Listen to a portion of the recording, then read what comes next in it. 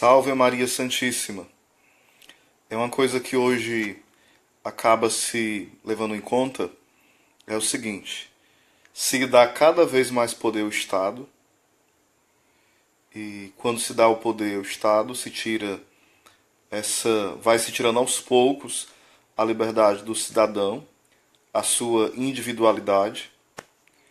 Ele, em nome de pseudos direitos, ele vai cada vez mais ficando preso ao que o Estado vai ditando.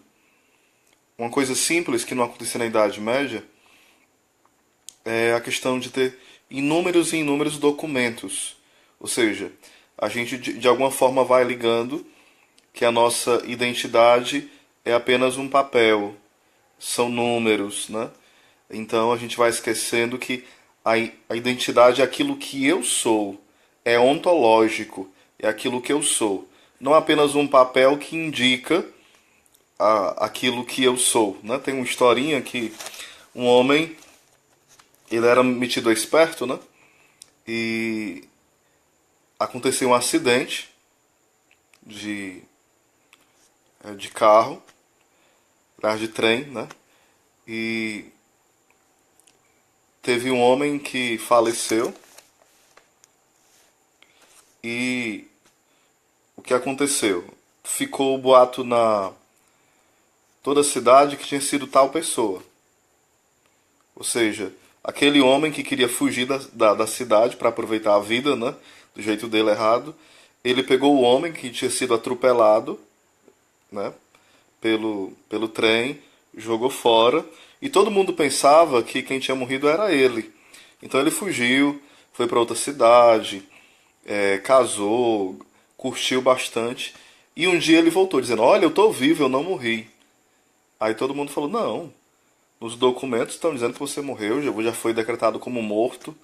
Então quando ele voltou, a esposa dele já estava casada com outro, já tinha filhos e tudo, né? E ele, querendo dar uma de gostosão, acabou se ferrando. Então, toda vez que alguém perguntava: Quem é você? Ele falava o seguinte: Eu sou o homem que morreu. Eu sou o homem que morreu e voltou. Ou seja, mais brincadeiras à parte, o que quer dizer?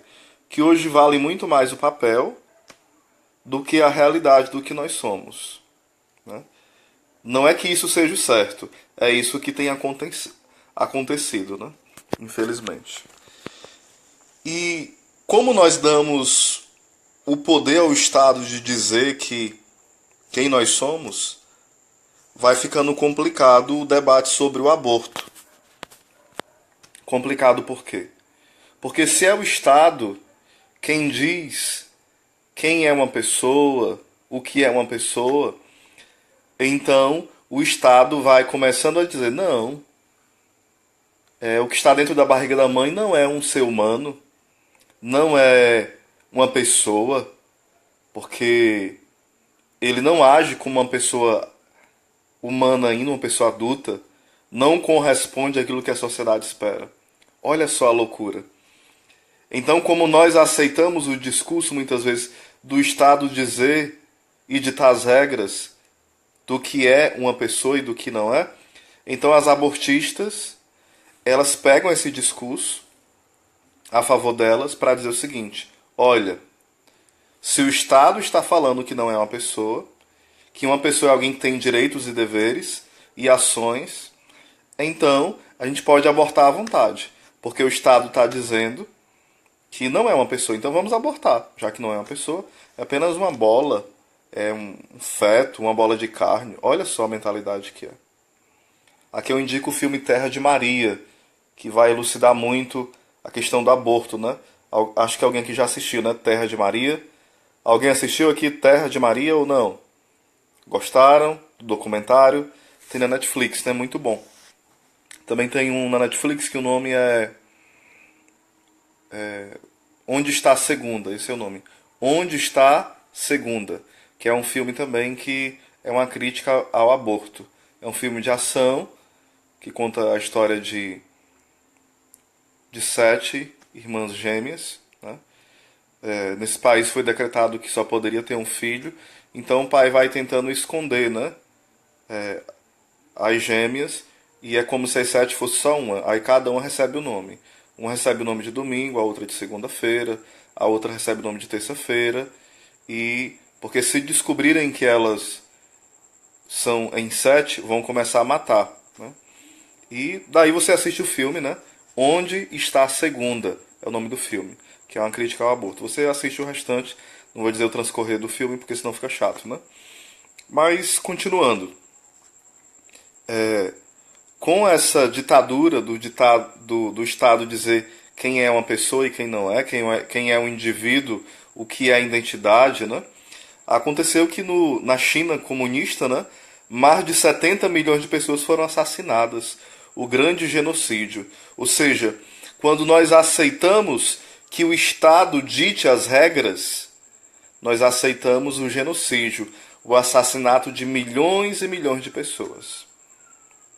Em nome, sabe Deus de quê? Né? Porque é apenas números. Só que, continuando um pouquinho o assunto, agora não continuando, mudando um pouquinho o assunto, todo ser humano ele tem a necessidade de relacionar-se como pessoa, né? O contato pessoal, a conversa, o ouvir, o ser ouvido, o abraçar. E nós vemos que, infelizmente hoje, com o avanço tecnológico, que tem os seus pós e os seus contras, a gente percebe que na internet, o meio mais acessado, praticamente 80%, são os meios que abordam a depravação da sexualidade, a pornografia, a toda uma indústria pornográfica. Né? Praticamente 80% do que é acessado pela internet, 80% é relacionado à questão pornográfica. Isso atrapalha muito, né? A vida espiritual das pessoas. Mas isso aponta a algo. As pessoas, embora estejam acessando os sites imorais, os sites pornográficos, isso aponta uma coisa. Que elas desejam ter uma experiência carnal com aquilo que é virtual. Isso mostra lá no fundo da alma do ser humano o desejo que ele tem de ter o contato físico com as pessoas. E por isso as pessoas acabam caindo no pecado da masturbação, do vício da pornografia, acabam sendo viciados em sites pornográficos, ou seja, o desejo dele é ter um contato pessoal com aquela pessoa, mas na verdade ele está se viciando em um falso contato, porque não existe ali uma correspondência, né, física, no sentido físico, e a pessoa vai ficando refém. É tanto que nos Estados Unidos existem clínicas que já tratam pessoas que são viciadas na pornografia e na masturbação. E nos Estados Unidos é tratado de uma forma tão grave quanto as drogas. Também em São Paulo, né, já existem algumas clínicas de tratamento dessa dependência da internet, em especial dos sites pornográficos. Mas no Brasil isso é muito escondido. Não se informa as pessoas acerca disso, né? É toda uma indústria na questão pornográfica, para levar a pessoa a tratar o outro como coisa, não como um ser humano que merece ser amado, que ama também. Mas a pornografia, como alguns autores dizem, que São João Paulo falava, né? A pornografia peca, ela erra, porque ela não mostra tudo. Ela mostra só uma parte. Ou seja, a pornografia mostra um corpo despido, mas não mostra a alma da pessoa. Um dos fundadores da Playboy, né, sabendo que o ser humano tem esse desejo de contato com o outro, ele se aproveitou da questão de saber disso, desse dado, né, do desejo do ser humano de ter um contato mesmo com a pessoa, mas tem receios, fica preso, né, na sua timidez. Então ele investiu muito na pornografia através da Playboy. O próprio que fundou a Playboy confessa que ele teve experiências muito negativas na sua infância, na sua adolescência, em relação à sexualidade. Isso mostra o quê? Alguém que tem uma experiência muito negativa na sexualidade, na sua infância ou na sua adolescência, se isso não for bem trabalhado, isso vai ter várias decorrências. Olha aí no que deu. O cara, fundador da Playboy, pelas experiências negativas que teve na família, na sua infância, na sua adolescência, ele transborda isso, trazendo à tona a questão da revista Playboy. Ou seja, para a destruição de vários lares, né? Essa revista. E mais do que lares, das almas. Então aqui é um pouquinho da gente, para a gente estar atento, né? A pornografia está fazendo a gente de besta, de bobo. E às vezes a gente não se liga nisso. Acha que está sendo feliz, buscando prazer, e acaba sendo escravo. Não quer obedecer a Deus, mas acaba obedecendo ao demônio, à mídia, obedecendo aos próprios desejos, e vai se tornando como um animal irracional, porque não lembra daquilo que é eterno, daquilo que não passa, né? Fiz algumas anotações aqui, eu vou dar uma olhadinha aqui para a gente partilhar mais um pouco, né? No caso, ainda passando para a questão da mídia, existe todo um bombardeio de... Agora mudando de assunto, né? Existe um bombardeio de informação. Ou seja, todo dia você escuta inúmeras informações. Informações distorcidas, outras informações são escondidas, outras são mal contadas pela metade, ou às vezes mente sobre alguém, demoniza alguém que é uma pessoa boa, aí a mídia demoniza essa pessoa. Então a mídia vai bombardeando o cidadão com tanta informação contraditória e mentirosa que chega ao ponto de um cansaço mental. Cada vez mais tem aumentado o número de doenças psíquicas, depressão, síndrome do pânico, transtorno de personalidade, transtorno bipolar,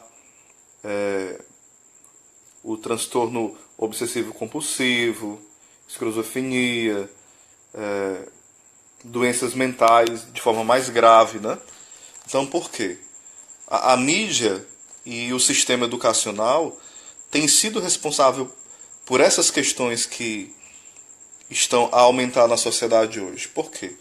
É tanta informação mentirosa, tanta má notícia, é tanta desinformação, é tanta coisa contraditória, maluca, que vai criando um processo dentro da pessoa de bagunça, de desordem, de desorientação. Por isso a gente deve ter muito cuidado com o que a gente assiste. Porque muitas vezes nós estamos refém disso. Refém das mentiras da mídia e daquilo que a mídia esconde também. Então, às vezes, as nossas opiniões sobre um político, sobre uma situação do Brasil, sobre o desarmamento, sobre a questão do aborto, sobre a questão da ideologia de gênero, às vezes a gente vai sendo manipulado pela mídia. E isso atrapalha demais, porque a gente vai pautando as nossas opiniões naquilo que escuta pela Globo, pela Record, pelo SBT, pela Rede TV, e não procura as fontes fidedignas de informação.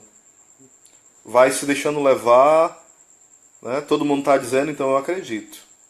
E quando alguém fala algo contrário, que mostra que é manipulação, que é mentira, a gente fica assustado, fica com raiva, acha que a pessoa está louca, que não sabe de nada, né? Isso é muito perigoso.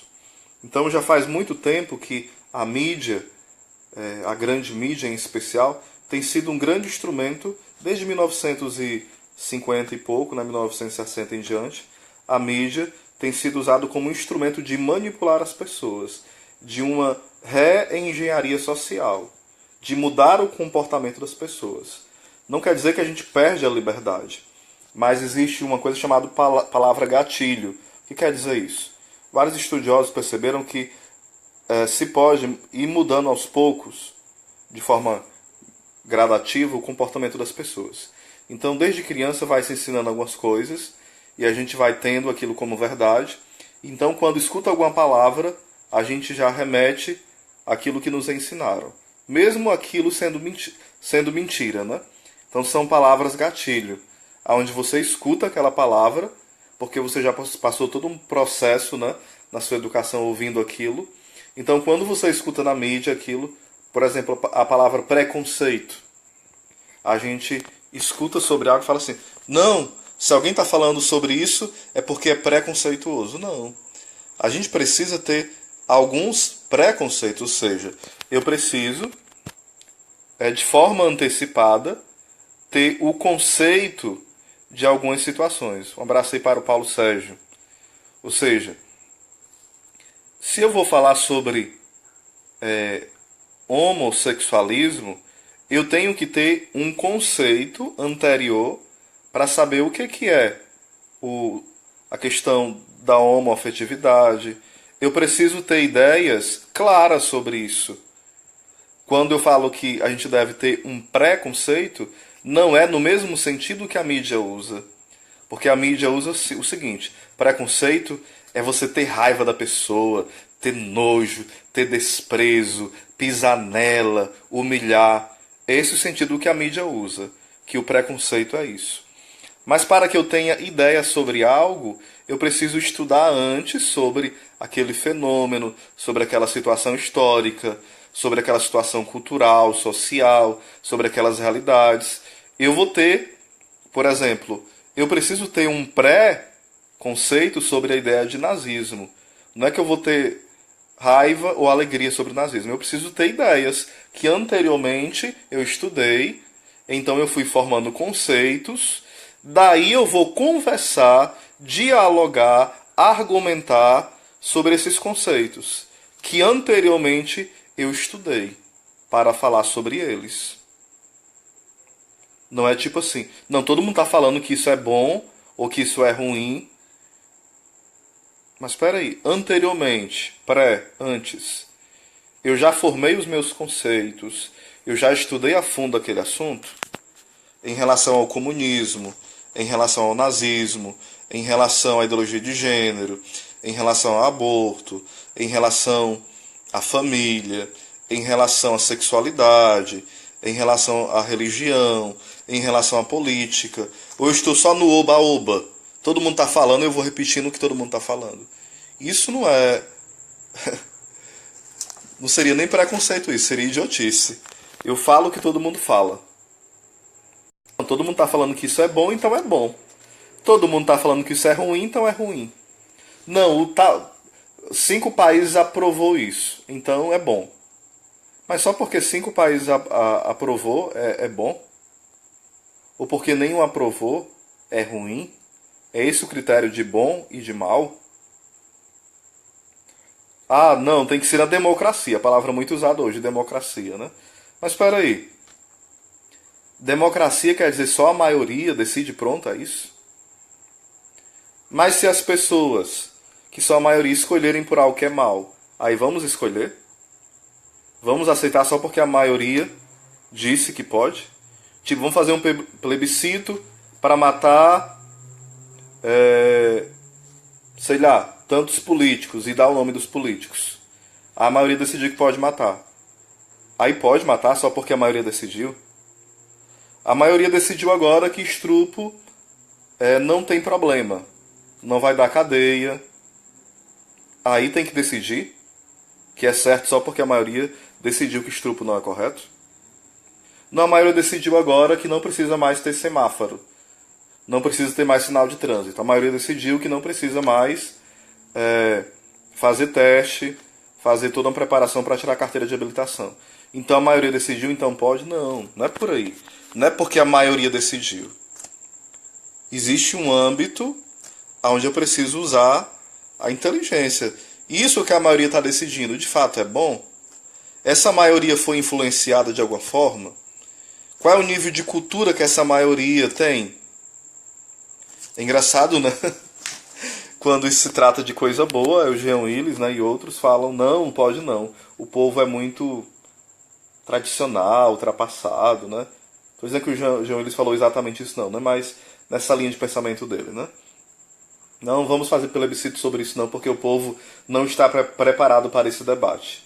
No Brasil, a maioria das pessoas são conservadoras. São contra o aborto, são contra a ideologia de gênero, são contra tantas maluquices, né? Ensino do marxismo dentro das escolas, essas coisas malucas.